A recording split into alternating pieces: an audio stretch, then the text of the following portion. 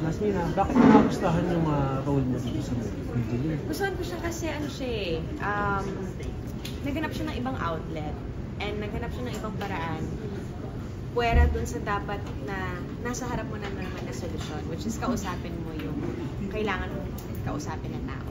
Yun na yun, kung kinausap niya lang, kung dapat niya kausapin ng tao, tapos na ang problema niya. Pero mas naging komplikado pa dahil pumunta siya dito sa Forever at naghanap ng ibang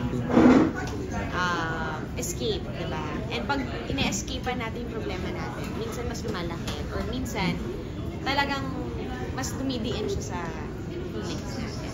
So ano yung natutunan mo after doing this? Kausapin mo na lang. Kahit mahirap, kahit masakit, kausapin mo na lang. Because that's the only way, or that's the first step lang naman minsan. Minsan may susunod pa dyan. Minsan hindi. Minsan tapos after that. Wala na pumuntahan yung usapan, diba? So, just try.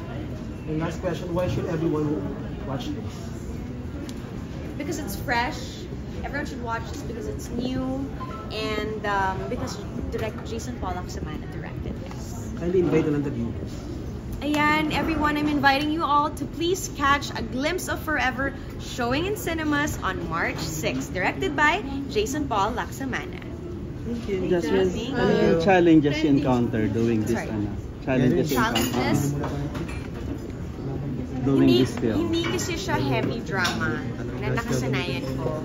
So pagdating dun sa crying scenes ko dito, I had to make sure na hindi siya masyadong pang teleserye na heavy drama or I had to make sure to still keep that lightness. But kurutin pa rin yung mga puso, diba? I know you are happy with your career, yes. Diba? Ang ganda ng teleserye, and then may movie, love life, diba? Thanks. Siyempre, lagi namang tanong din, matagal-tagal na kayo ng forever. May mga plans na ba at settling down? Nothing parang concrete or na talagang detalyado, no? Parang kami kasi on the go lang kami lagi coming soon. Parang pelikula diba? Coming soon. Hey, Jasmine, how was the Valentine's Day?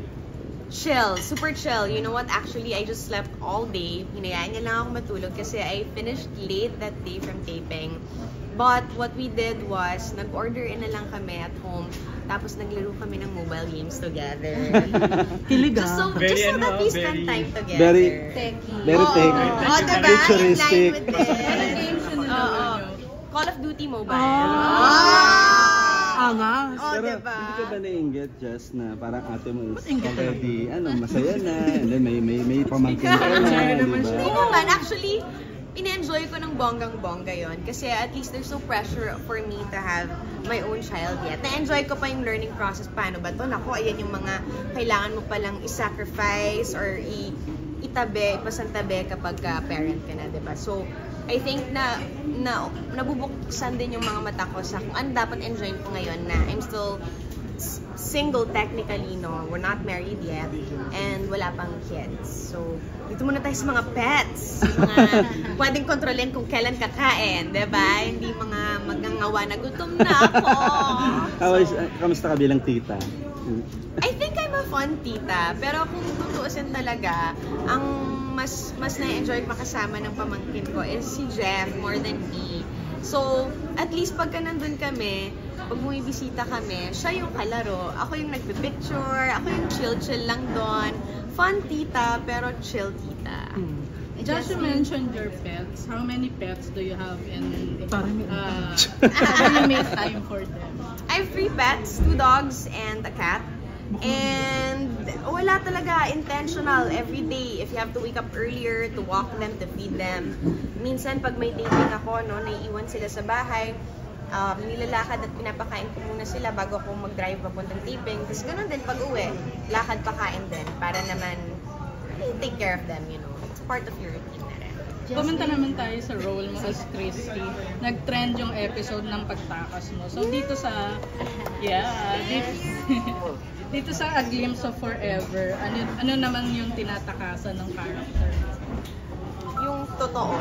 Tinatakasan niya yung totoo dito kasi ayaw niyang harapin na ito na talaga yung taong kinumit niya yung sa sarili niya at ito yung problemang hinaharap nila. Kasi feeling niya, mareresolve niya yun sa sarili niya lang. Pero minsan kasi, hindi tayo yung problema eh. Minsan, it takes two to tango and solve the problem. Diba? Naging ganun ka ba in real life? Parang tumakas sa katotohanan. Nag-try.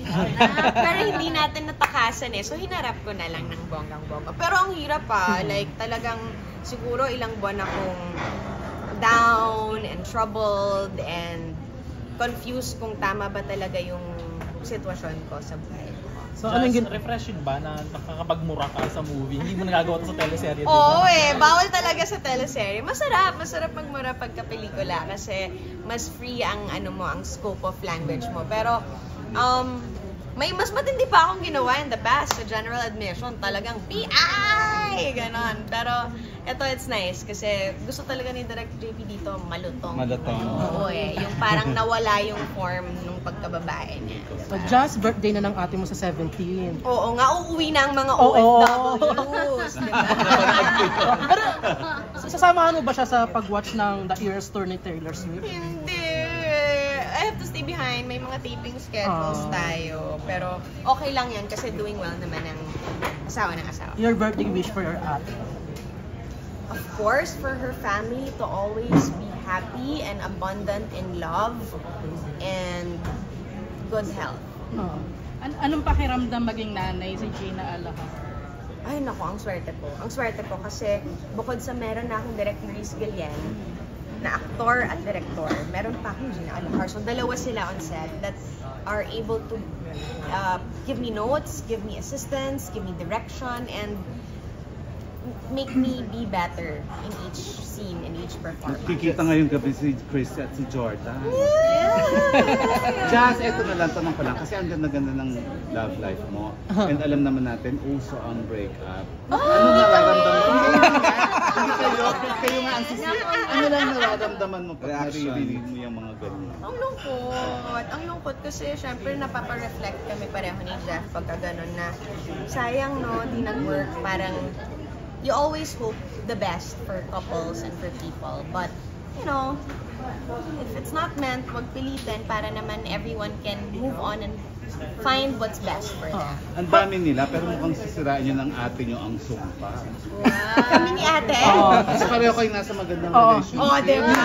Yung sumpa na hiwala. Sisirain nyo ang sumpa. Yes! Amen! Stop the cycle. How curious lang ako, Jazz. Ano yung future, dream wedding mo bilang isang babaeng ihatid sa abroad din, tulad ni ate? Hindi naman talaga specific